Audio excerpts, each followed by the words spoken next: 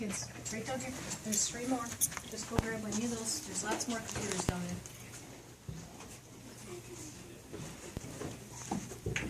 Okay.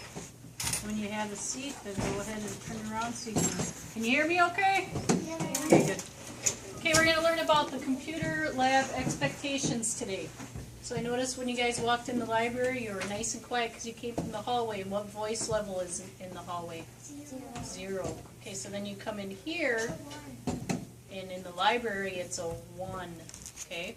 So what does a 1 look like? Who can give me an example? Go ahead. Whisper, perfect. It's not a 0 in the library computer lab because a lot of times you're doing projects and you have to talk to Mrs. Belmonte and you have to talk to your teacher. But there are times in this computer lab when it is a 0. What do you sometimes come to the computer labs for other than projects and things? Testing, right? We do a lot of testing. We do STAR testing, we do MAPS testing. So what do you think the volume level is for during testing?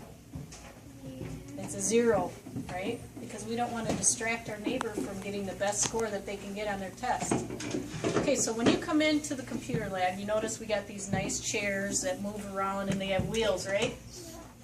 We want you to come in and we want you to get comfortable. So you're going to come in and you're going to sit in your chair and say it's too low. You can't hardly reach the keyboard. So you can make an adjustment on the side of your chair, right? So you can take the lever, move yourself up. Get comfortable.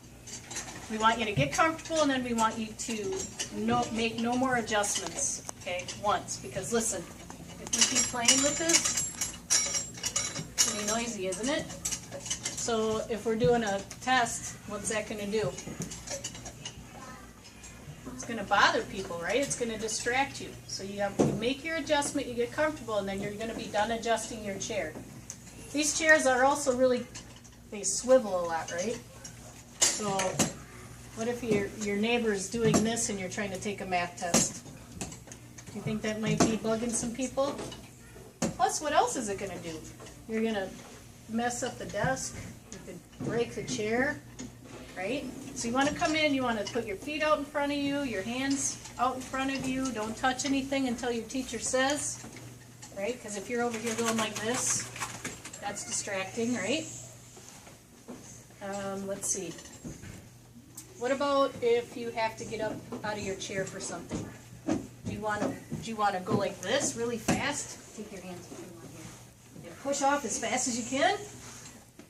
No? Because what if somebody's behind you? Somebody could be walking behind you, you could hit them.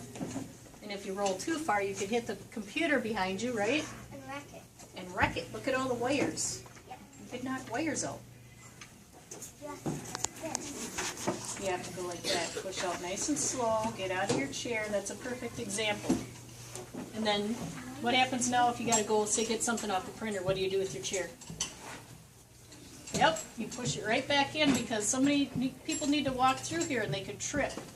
Our floor is very hard. We don't want to trip and hit our heads on the floor. Nice job. Okay, so is this stuff expensive or is it pretty cheap? All these computers. Yeah, very expensive. So you have to treat these very gently and with respect, okay? You can't be slamming the mouse around or hitting the keyboard really hard. Or there's lots of little buttons on the screen down here.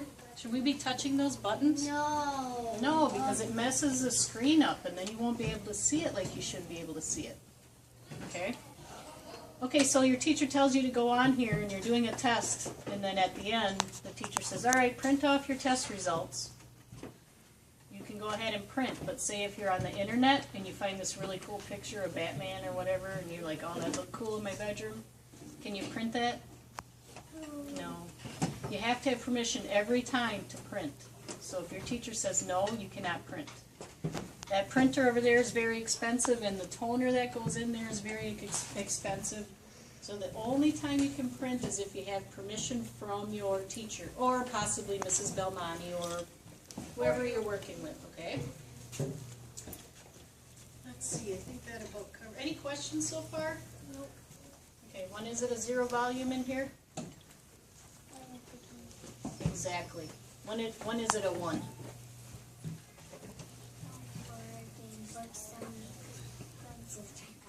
Yeah, when you're doing books, or maybe you got to do a project in here, then it's 1, because we're going to need to communicate with one another.